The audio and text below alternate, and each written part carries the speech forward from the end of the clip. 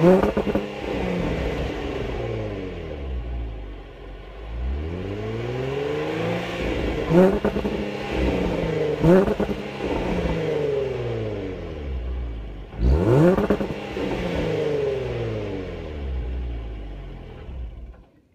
hey YouTube, wanted to bring you all an update as to what all is going on with our car situation, and as you have probably already figured out, we do have a new car in the family.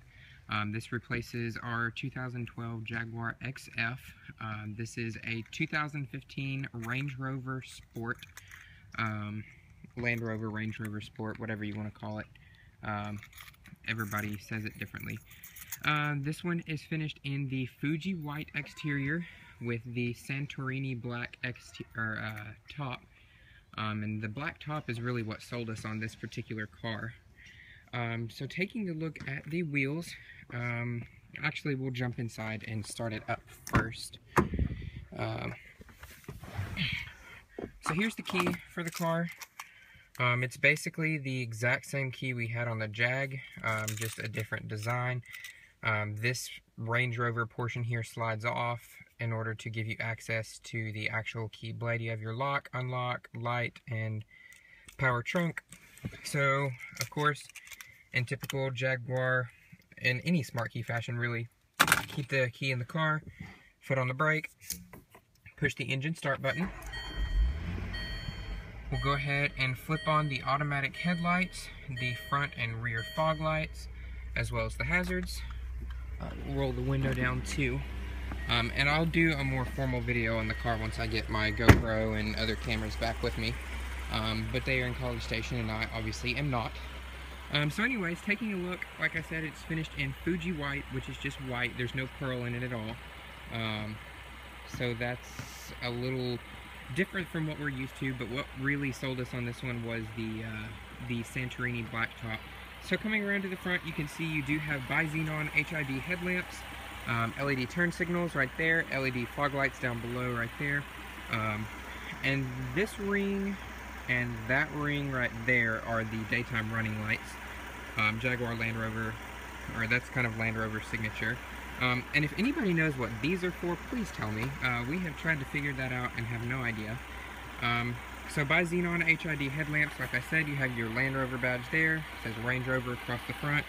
Coming down, you do have parking sensors across the bottom there, and you do have a little brushed chrome or silver fascia. It sort of looks like a skid plate, but it's plastic. But this car can go off-road and does very well. I'll talk more about that when we get into the test drive part of this video. So coming to the rims, we have 275/40 R22s wrapped in Continental Cross Contact LX Sport tires. Actually really like these tires. Drove the car home in the pouring rain last night, cleaned it up this morning. Bought it at Land Rover Dallas, one of the best buying experiences we've ever had with a car. And the same can be said for when we bought our Jag at Park Place, luxury, whatever it is, in Dallas. They are nitrogen filled tires. Upgrading to the 22-inch rims, I believe, gives you upgraded brakes, and this car stops on a dime. You do have functional hood vents here as well as here. You can actually feel the heat coming out of there right now. And it does say Range Rover right there. LED turn signals in the mirrors. You do have blind spot warning integrated into the mirrors right there. You can see the little orange light, means the system's on. Smart key access, you have that on all four doors. Your rocker panels down there are actually integrated into the door, as you can see. When you open it up, the rocker panel goes with it. I think they do that for quietness or something. Again, same size tires all the way around. Four-wheel independent suspension, four-wheel disc brakes. Here's the fuel filler lid. Takes premium gas, 91 octane or better. We usually run 93 in cars that require premium. Taking a look at the back, of course you have your orange LED turn signals. Your fog lights are down there. Dual chrome polished exhaust tips, which sound really good. As I'm sure you heard by the intro, this one is the V6, 3-liter supercharged. The V8, we drove it, absolutely loved it, but it's just, we don't need that much power. 510 horsepower is crazy, but again, I'll talk more about that in a little bit. There's your tail lamps, your brake lamps are right there, and then your reverse lamps there in the middle.